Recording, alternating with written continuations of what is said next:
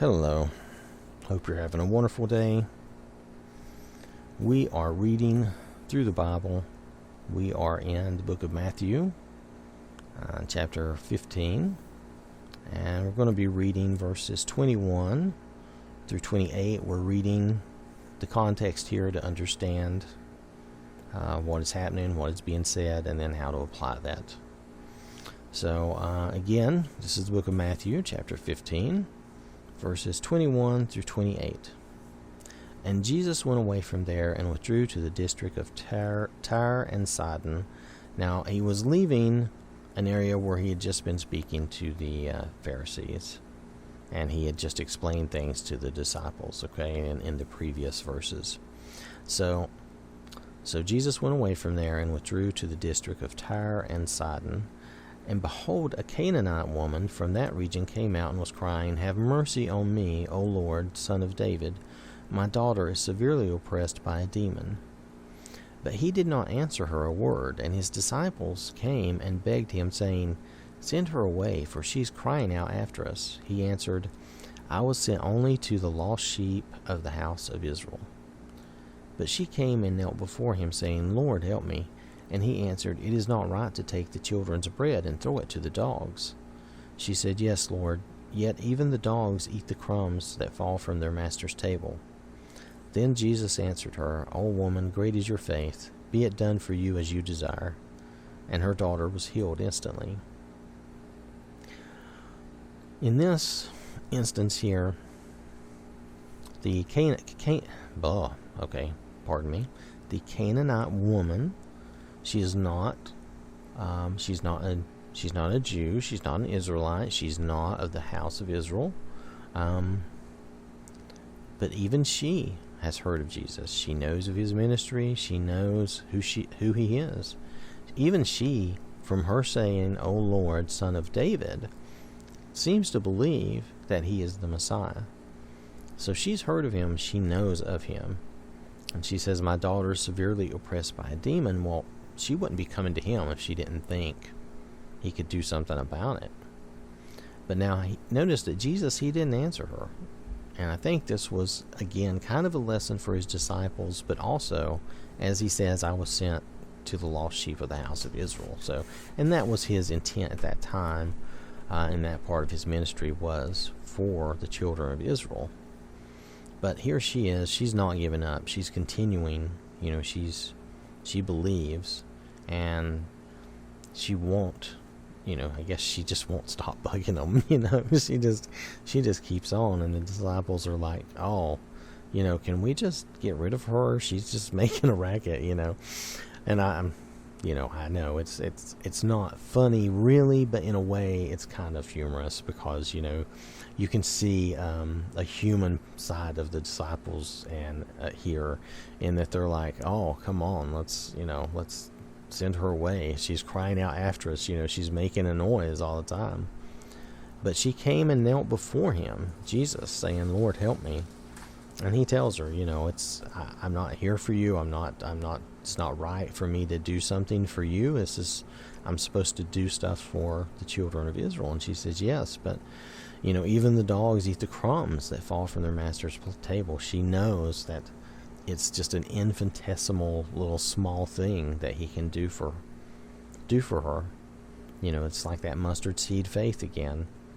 And Jesus answers her and says, "Great is your faith, and be it done for you." And her daughter was healed instantly. So her daughter had been oppressed by a demon,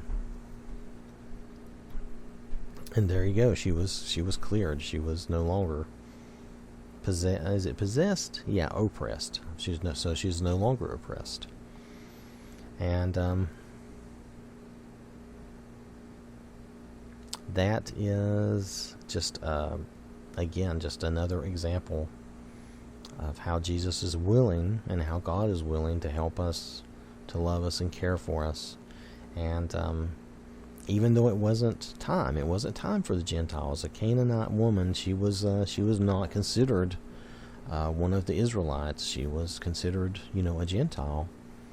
But there's several instances where Jesus helps Gentiles, even though, because of their faith, even though it wasn't necessarily their time.